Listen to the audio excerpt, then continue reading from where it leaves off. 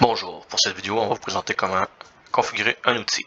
Donc, nous sommes dans l'écran d'accueil. Ici, nous avons l'icône outils en plein milieu. On clique dessus. On voit les outils déjà configurés. On va dans Nouveau en bas milieu. Ici, dans Applications ou Appareils, nous n'avons aucun. Les autres choix sont fil d'IQ virtuel et avoir un outil Isobus, peut-être qu'il le reconnaîtrait ici. Mais dans ce cas-ci, nous, on n'a pas un outil qui est contrôlé par le GPS, donc on prend aucun. Nous avons tous les types d'outils disponibles, donc plantation, ensemencement, labour. Nous allons prendre pour l'exemple un pulvérisation. On fait la flèche de droite. Les types de pulvérisateurs, trop propulsé rampe arrière, rampe avant ou de type traîné. Nous allons prendre rampe arrière. Non, type traîné.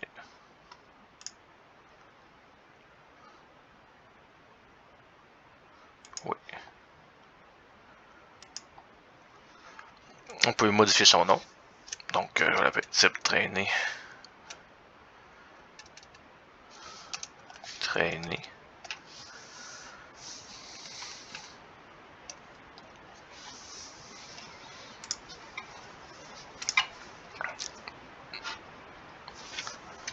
Bleu. Donc, ça va être pulvérisateur type traîné bleu. Ça va être mon nom. Ici, nous avons le type d'attelage. On clique. Nous avons le choix entre bord d'attelage ou montage fixe. Pour l'exemple, nous allons prendre bord d'attelage. Ensuite, attelage, une première mesure qu'on doit mesurer, la 1. Donc, attelage au point du contact au sol. Donc, où est-ce que il y a contact au sol avec la machine. Nous allons mettre une mesure fictive de 10 pieds.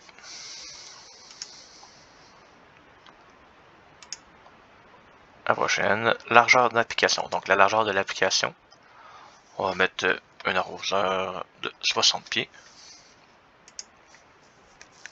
Il se trouve avoir une rangée. Largeur d'andin. Donc, largeur d'andin est la largeur entre chaque passage. Donc, pour une précision en WAS qui est de 6 pouces, on va se garder un 6 pouces de jeu. Donc, on va mettre 60-6, 54. Pour être sûr de bien recouvrir toute la surface. Donc, on voit ici le recouvrement de 6 pouces de chaque côté. Un décalage. Donc, le décalage gauche-droite. Donc, si notre outil est en plein milieu de l'axe du tracteur ou à gauche ou plus à droite. Dans notre cas, ça va être 0 vu qu'il est en plein centre. La largeur physique, donc la largeur de l'outil. Ici, ça va être la même que l'application. Donc, on va mettre 60 pieds. La longueur physique, donc en 7. La longueur, donc on parle de où est-ce qu'il est attaché. On va mettre un 12 pieds.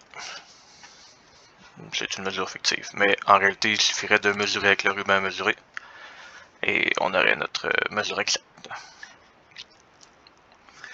Juste ici, tout est complété. On fait suivant. Ici, nous avons la section contrôle d'application, donc avec un outil Isobus, nous aurions ça à remplir également. Mais dans notre cas, on ne s'en est pas un. On fait suivant. Nous avons le résumé de notre pulvérisateur.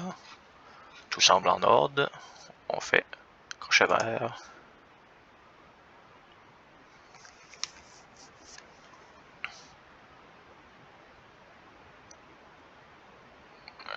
Ainsi, notre pulvérisateur traîné bleu que je viens de créer est juste ici en jaune, donc prêt à être utilisé par le GPS.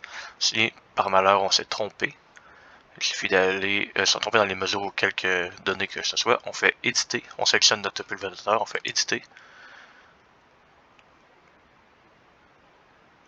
Et nous pouvons revenir en arrière, changer les mesures de l'outil.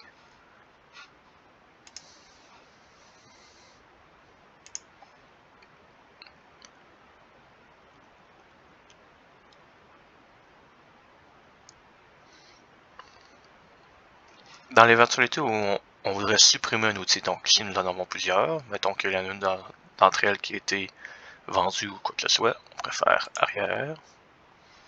nous irons dans transfert des données.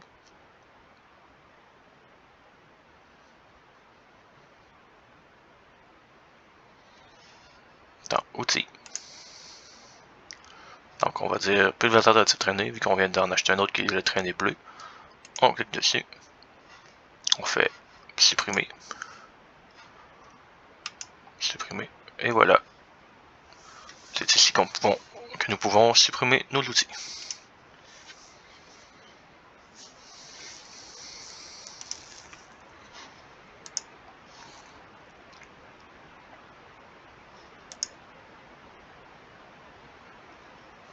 Donc voilà, nous avons juste un pulvérisateur de titre traîné. C'est tout pour cette vidéo.